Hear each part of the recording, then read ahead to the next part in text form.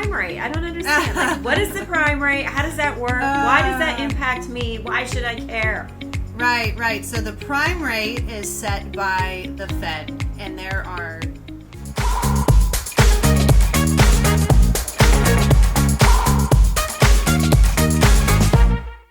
Good afternoon, podcast listeners. I'm your host today, Dr. Bonnie Bragdon. I'm hosting the Veterinary Insider. It is the one, the only podcast for veterinarians who want to keep veterinary medicine independent and veterinarian owned. This podcast is powered by the Independent Veterinary Practitioners Association. It is the only association that is uniquely and solely dedicated to serving the needs of veterinarians who own their practice or want to own their practice.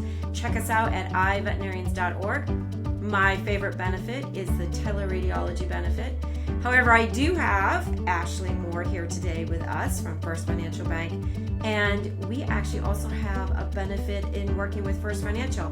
Stay tuned. I'll tell you more about the First Financial Bank benefit and why you'd want to work with the iVeterinarian group. So with that, Ashlee, moms, working moms, right? I have to say this. It's going to sound totally weird. I have pregnancy brain today. What? No. Right? Been there all too recently. Right. So my daughter just delivered her first baby last night. Congratulations. Right. And then Ashlee, when I called you earlier in the week, you were taking a tick off your son's ear. Tell me about the tick. What happened with that?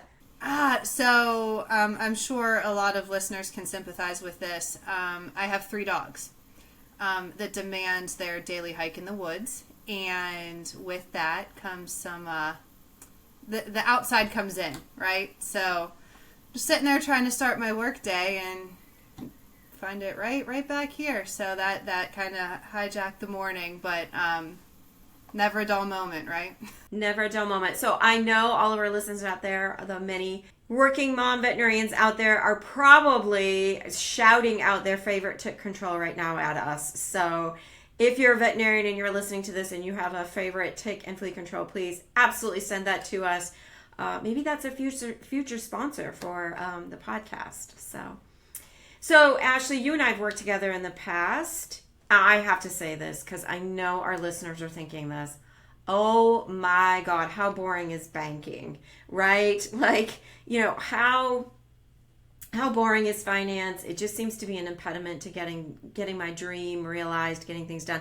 So let's start off. What inspired you, a working mom, to become a loan officer? Where was the fun and excitement in that?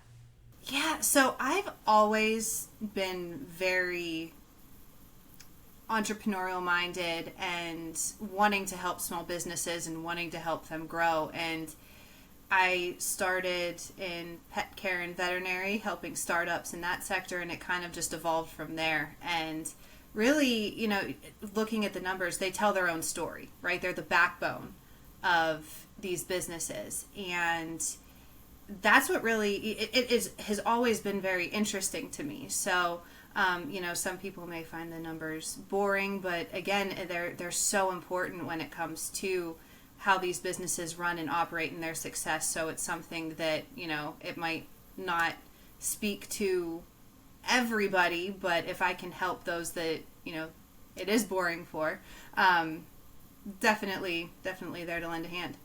Yeah. So Ashlee, I always like to remind veterinarians that as veterinarians and clinicians, we like numbers too, right? We just like different numbers. And so we have a dog or a cat come in, we want to know their heart rate, their temperature, pulse, all those sorts of things, because it's important to understand the health of that animal. So what I'm hearing you say is that we can find those same numbers to help understand the health of the practice and the likelihood of making money and covering debt and all that fun stuff.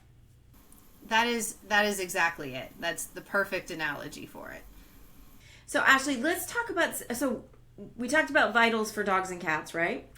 Heart rate, temperature, all those sorts of things. So what are key vital statistics or numbers that you like to look at? And let's further help our listeners think about, let's put it in the context of, I'm a veterinarian who wants to buy a practice. So what are the key numbers that you're going to help that veterinarian evaluate in deciding whether or not to buy that practice? Really, you're going to want to look at the cash flow, right? How much at the end of the day is that bottom line, because you might have a practice that's, on the market for $2 million and the cash flow is wonderful. And you might think, oh wow, that $2 million practice that's a big number. That's a scary number, but it's worth it when you look at, the end all be all numbers of it. Or you might have one that's $300,000, but that cash flow doesn't even substantiate that asking price. So really, when you're looking at it, that debt service, that cash flow at the end of the day is the number one factor that you want to take into account.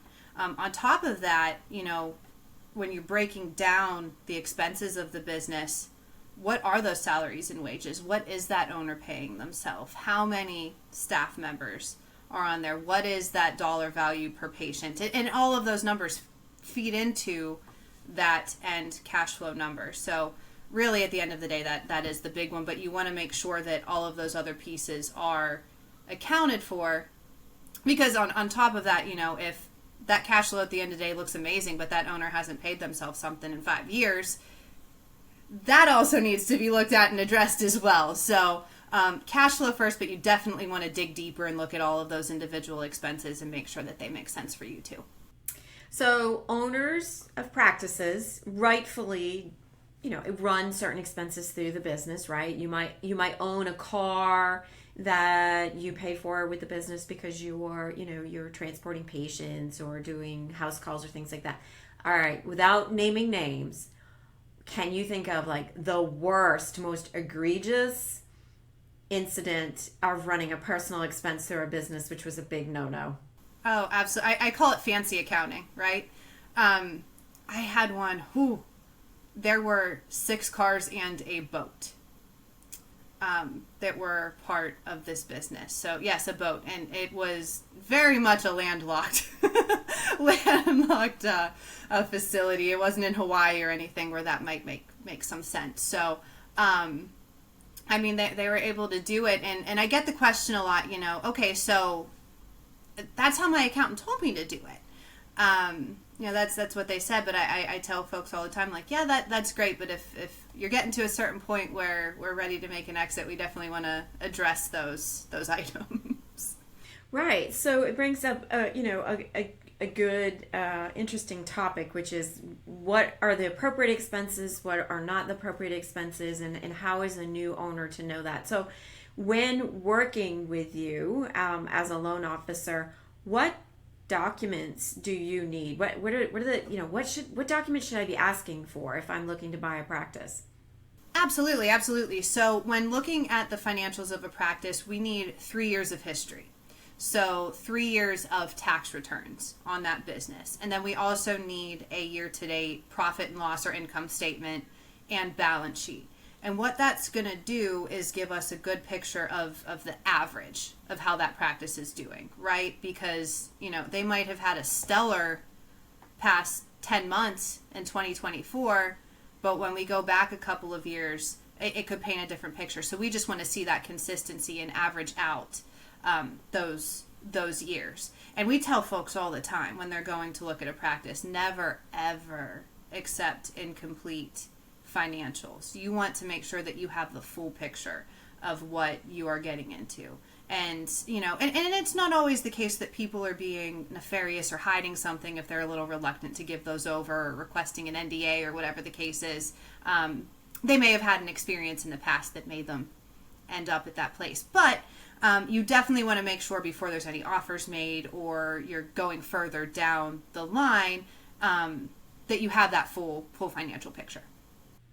And so, we had Michelle Mucasio with us several episodes before, and she's a CPA who we spoke about the exact same stuff, but from the standpoint of why do you need to keep your books in good condition and what good accounting does for you, the same concept of telling your story through numbers.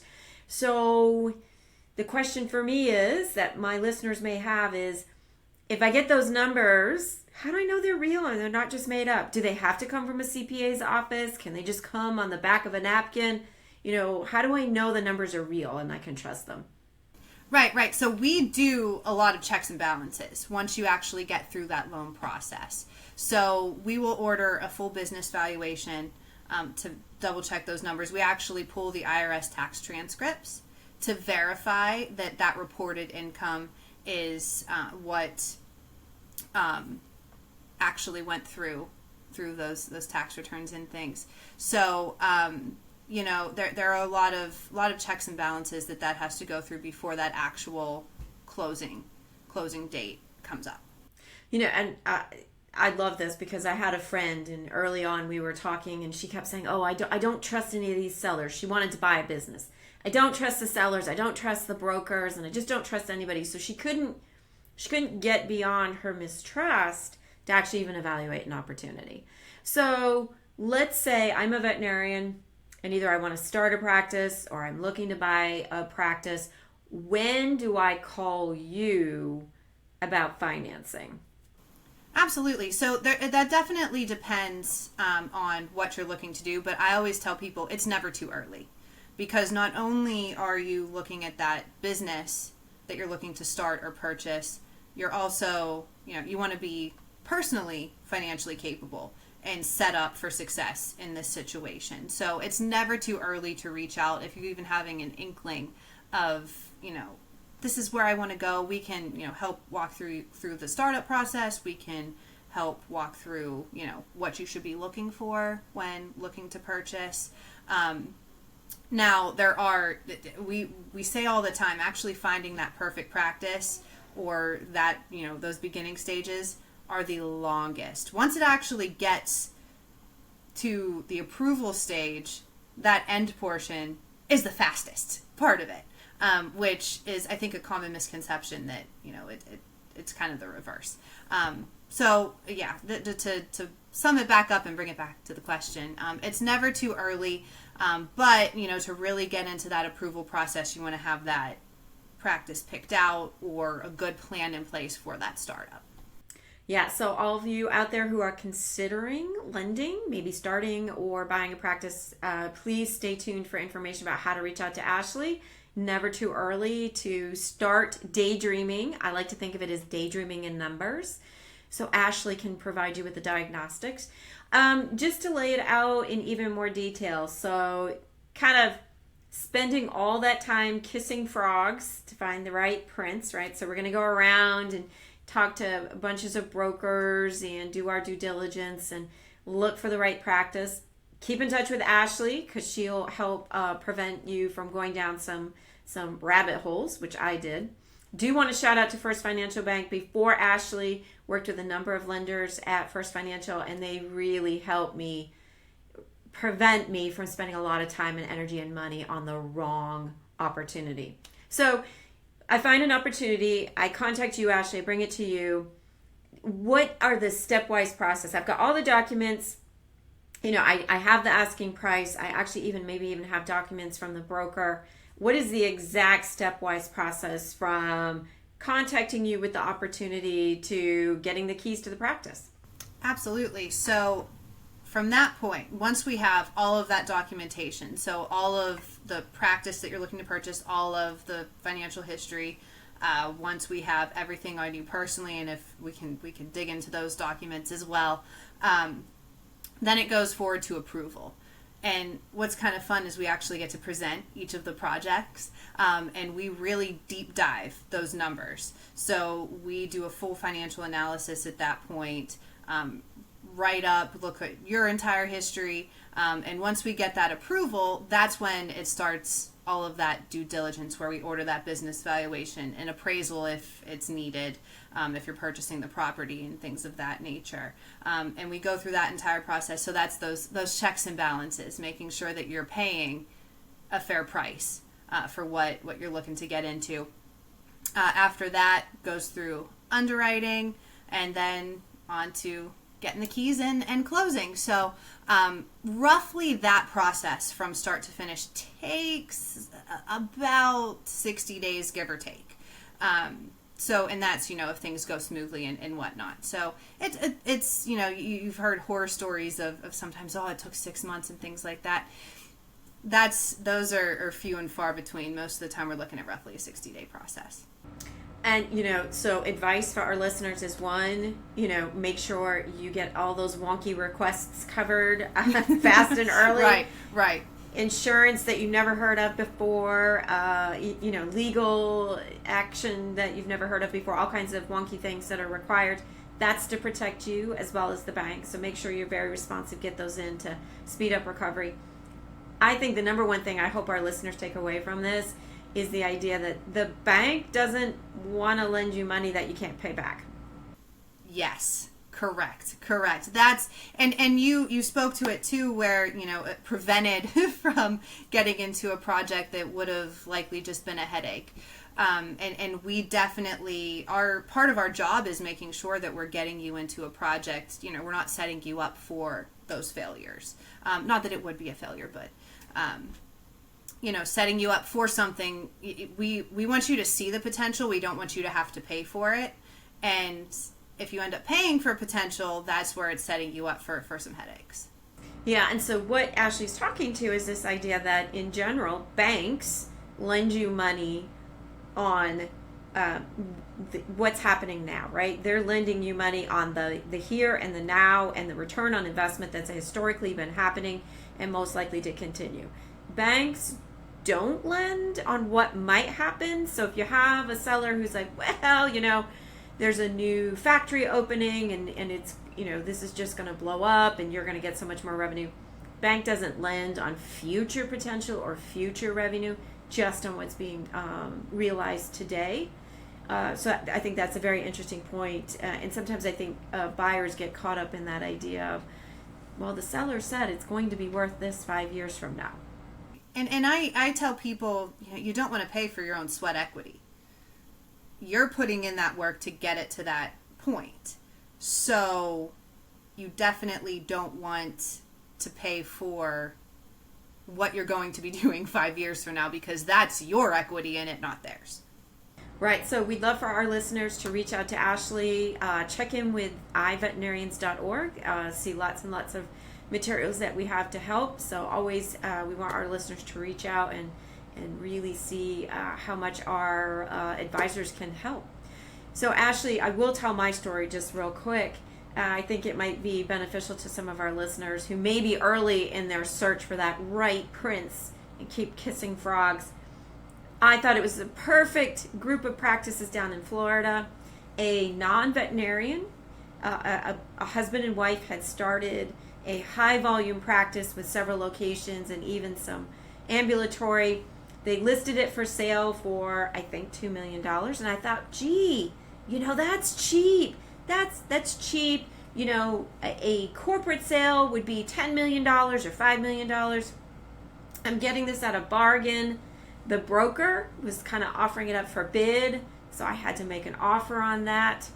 And First Financial Bank took a look at it and said, you can't pay that for that. It's not making enough money. So another question for you, Ashlee. I'm sure our listeners want to know. Those listeners who are close to finding the right practice, do you sign? When do you sign that letter of intent? Is that terrifying? Should we be worried about the letter of intent? How do you protect yourself? What is a letter of intent? So a letter of intent isn't an offer.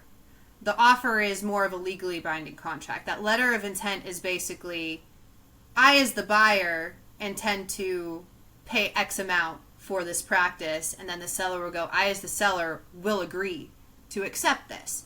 So you can sign that letter of intent at this, after you collect those documents, once we start that evaluation process. And there's ways to protect yourself with that for sure, putting something, financing contingency in there where you say, this offer is subject to the financing working out, it valuing for the asking price, those types of things. So what's great about the letter of intent is we can start that process based off of a real number that you are offering for that practice without you having the burden of, oh, darn, I'm going to lose earnest money or something of that nature. It doesn't bind you the same way that a solid, offer would.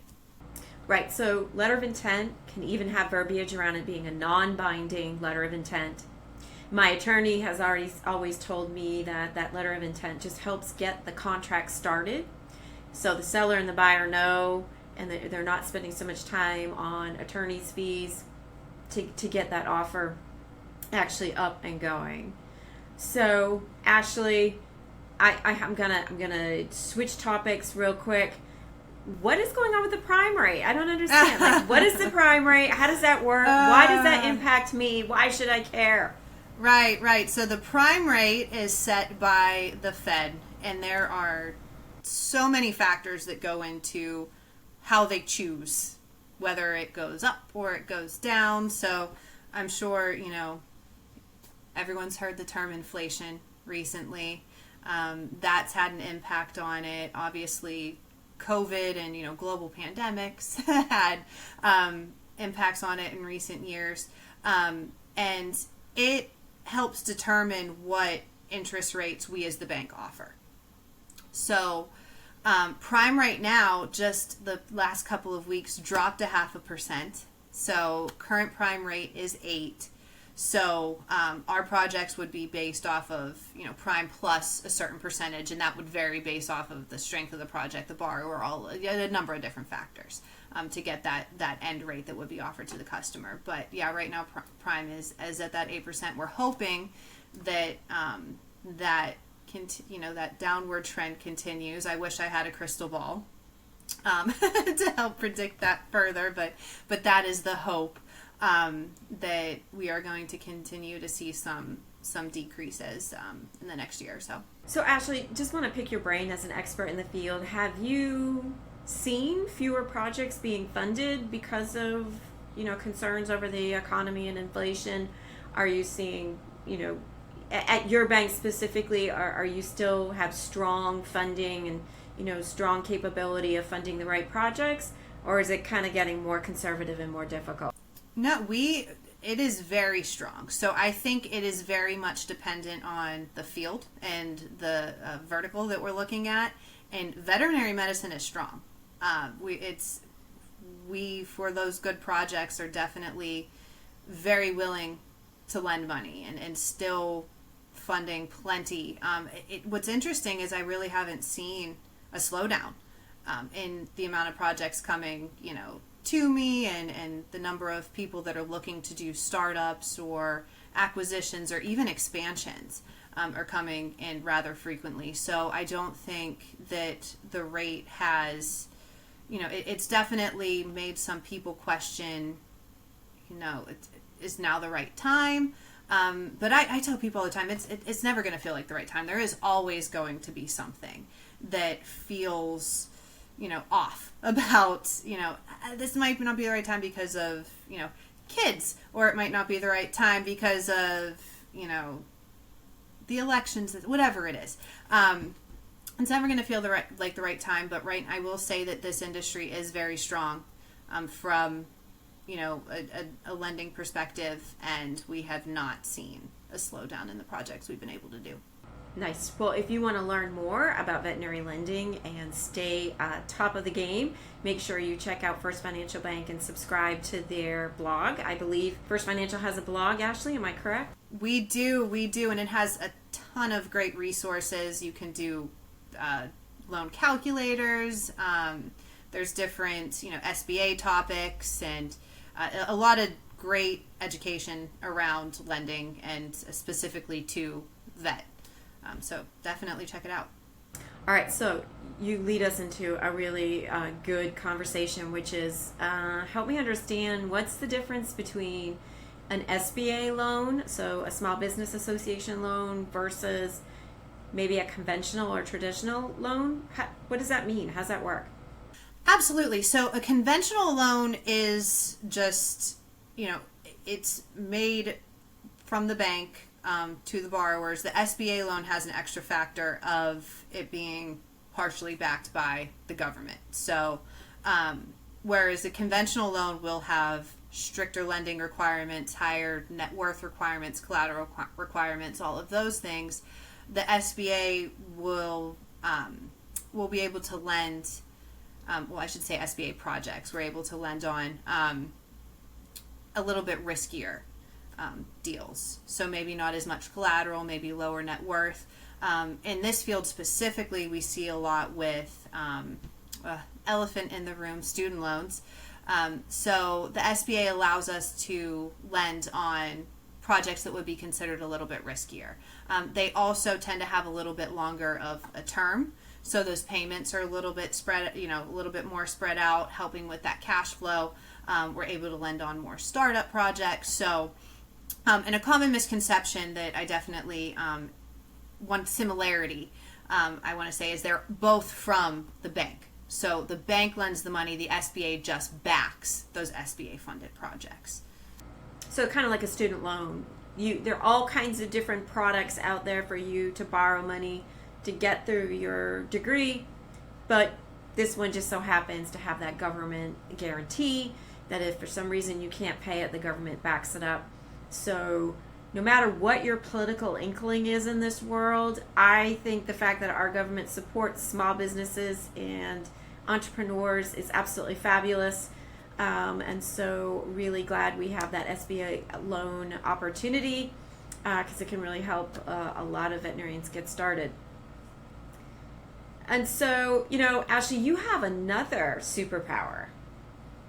Yeah.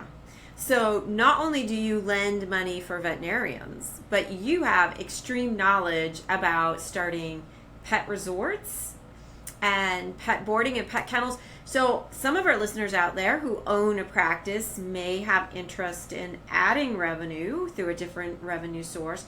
So help me understand, what's going on in pet resorts and pet boarding?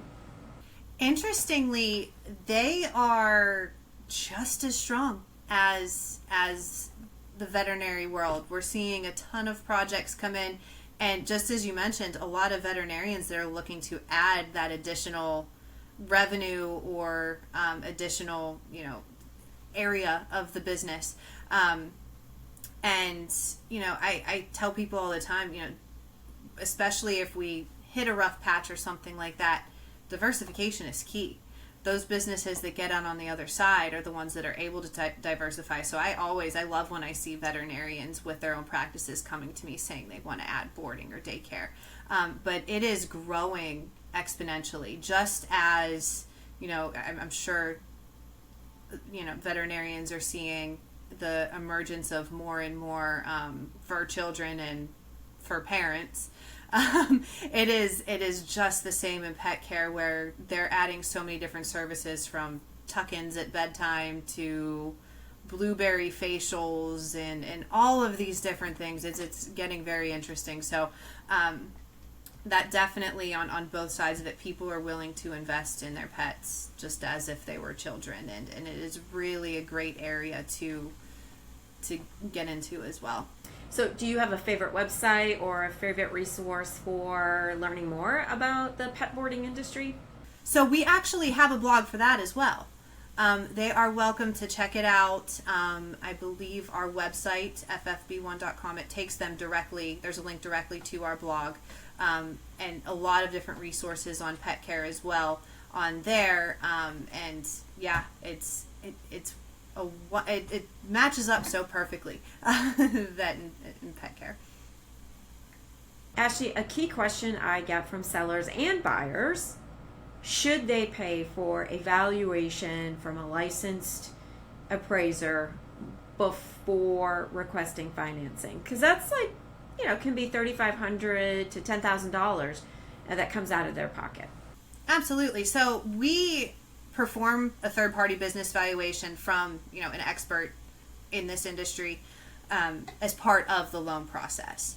So when going into the project, that seller should have a good idea that they're having a fair asking price for the buyers, and the buyers should be able, with help from the experts they have on their team, should have a good idea at the beginning whether or not that asking price is fair and will check out through the loan process. But that will be ordered on the back end as part of the loan. So I don't think, most times it's not necessary right at the beginning to get that ordered, but we will have that for you as that safety as you go through the process.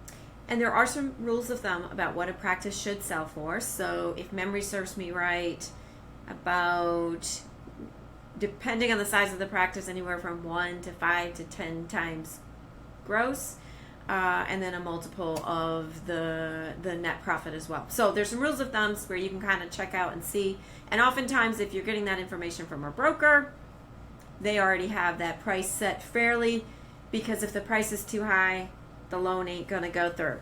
Right, and it's interesting because in previous years, the rule of thumb, historically, a little while back, was 1 times gross sales, right?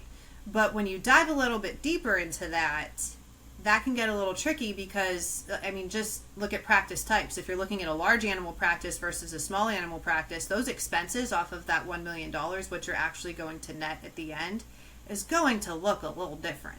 So, with that, it's typically, when these evaluations are performed, a multiplier off of EBITDA, so that net income after interest, depreciation, those items are added back in. Right now, we're seeing them typically between 3 and 5, the multiplier. So, say you're doing $100,000 in EBITDA, that final practice value would be $300,000 to $500,000, and that's for the we call it goodwill, blue sky, that book of business essentially. You heard it here on the Veterinary Insider from Ashlee Moore.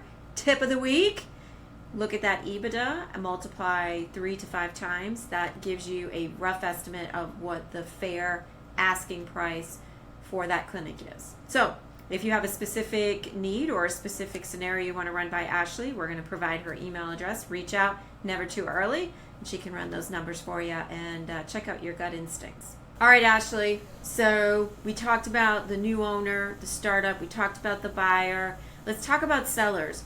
So some new things have happened in the last year to 2 years.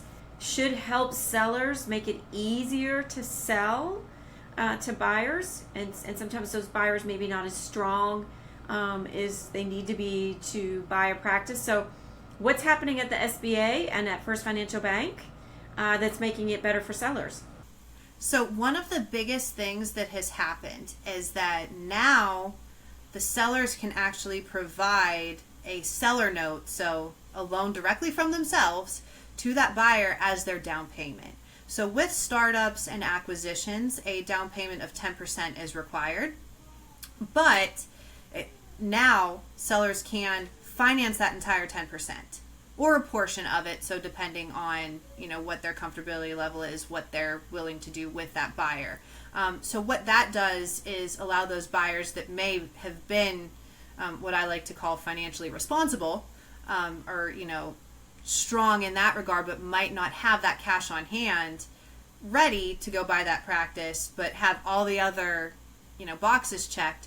It allows them to step in and purchase and get into ownership. So it's really a great way for both buyers and sellers to be able to facilitate these projects. And specifically in the veterinary world, we mentioned student loans before, it can take a minute to kind of establish that net worth and build up that cash reserve. So this is a fantastic way to keep those independents and bring in those independent buyers early on. Nice way also to reward an associate, right? So if you've been working with somebody for years and years and you really want to make sure your legacy passes on to future generations, holding that seller's note is a great way to make sure the right person acquires your practice. Yes, and there are some rules that are around those seller notes that, especially if they're doing the majority or all of it, but they've also made those a little bit more friendly to both the buyer and seller as well. Historically, they had to be on standby till the end of the loan. In some cases, that was 25 years, meaning that you had to hold that note for 25 years. And they've relaxed that back to a minimum of 2 years, which is fantastic news. So lots and lots of opportunities for buyers and sellers. Let's talk about current owners. So if I currently own a practice and I'm ready to do more, Maybe I want to add an associate, I want to expand, I want to start a pet resort. So what is attractive about SBA lending for current owners? So expansions are fantastic through the SBA. One of the biggest factors there is it can be, there's no down payment requirement set. So it can be as little as zero money down. Now that's not saying that you wouldn't want to put any money down, or it wouldn't strengthen the project from the bank size if there was some cash put into the project, but it can be as little as zero because your equity in your business currently can facilitate that. So it can be used for anything from adding an additional building, purchasing a second practice, purchasing an existing pet resort, adding additional equipment, renovations. I mean, the sky's the limit when it comes to these expansions. So with the SBA products that are out there, it really is great for those current owners that are looking to take it to the next level. Well, Ashlee, as we wrap up today, I did promise our listeners a secret, which we'll come back to. But what's the next trade show or conference that you and your team are going to be attending? So we will be at VMX in January. Very exciting. Very exciting. Yeah. So definitely excited to be there and see everybody. I think that is the next one on the books. Yeah. So as we wrap up the year for trade shows and all that good stuff, Ashlee's there ready to help you at any time, whether you're starting, acquiring, or expanding a business. Maybe you're even a seller who's looking for a buyer. Ashlee can kind of help with that. But the secret that really is going to help keep independent veterinary medicine alive is if you're a listener and you tell Ashlee and First Financial Bank that you heard about First Financial Bank and the loan opportunities here first on the Veterinary Insider. IVPA actually benefits from that. And so if you've heard about First Financial Bank first here on the Veterinary Insider, please let Ashlee and her team know so that they can support IVPA and all the wonderful things that iveterinarians.org is doing to keep veterinary medicine real, alive, authentic, genuine, and veterinarian owned. With that, Ashlee, really appreciate having you as a guest here today. Any last words of advice for anybody? Yeah, just as I mentioned earlier, it's never too early to get started. Even if you feel like it's a dream 5 years down the road, happy to make sure that you're set up once that time comes to be ready to hit the ground running. And one other piece of advice is definitely bring in experts. You guys are experts in your field, you're clinicians, and I trust you with my pets. Trust the experts in legal, accounting, banking, whatever it is. Have a team around you to support you, because really, at the end of the day, all that you need to do to get through this process is just follow directions. So definitely, I think that would be the biggest piece of advice I could give to make this the path to ownership the easiest process possible. Yeah, so just our listeners should know you're going to kiss a lot of frogs. It's going to take time to settle on the right opportunity at the right time. Reach out to folks like Ashlee, First Financial Bank, and other experts, other of our podcast guests that we've had. Reach out to them early, reach out to them often. That's part of what they enjoy doing. They enjoy helping veterinarians. That's their expertise. So don't ever hesitate to reach out. Certainly check us out at iveterinarians.org for additional partners, guests, opportunities, and ways to educate yourself. And Ashlee, thank you so much for joining us today. It was fantastic. I really appreciate you having me.